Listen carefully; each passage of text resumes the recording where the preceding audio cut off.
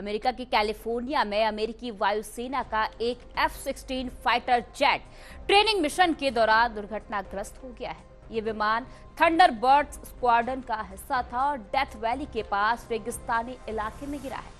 सौभाग्य से पायलट समय रहते बाहर निकलकर सुरक्षित रहे। तो चले इस हादसे की पूरी जानकारी, कारण और मौके पर जारी जांच के हालात जानते हैं।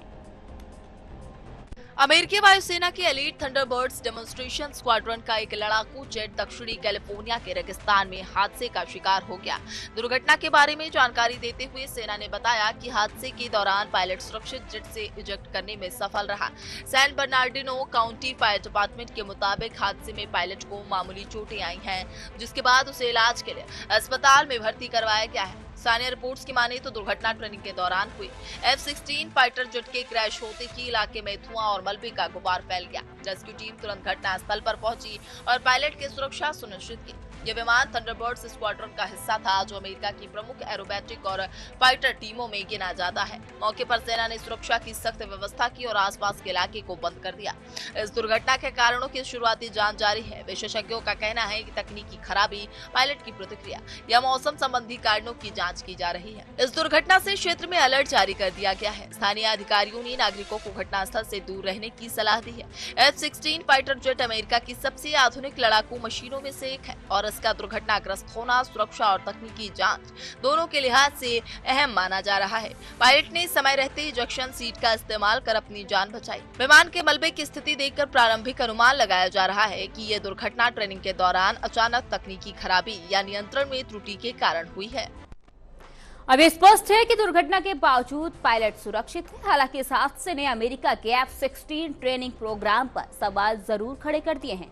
जांच एजेंसियां घटनास्थल पर विस्तृत अध्ययन कर रही है और जल्द ही रिपोर्ट जारी होने की संभावना है।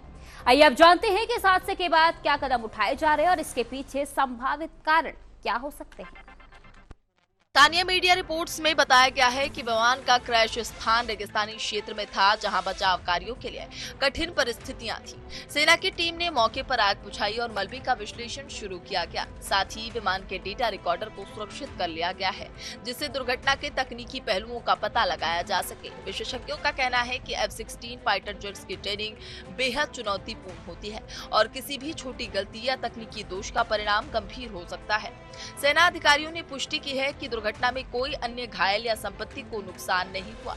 विमान के क्रैश का अध्ययन अगले कुछ दिनों तक जारी रहेगा। विशेषज्ञों का मानना है कि ऐसे हादसे अमेरिका की वायुसेना के सुरक्षा मानकों और ट्रेनिंग प्रोटोकॉल की समीक्षा का कारण बनेंगे।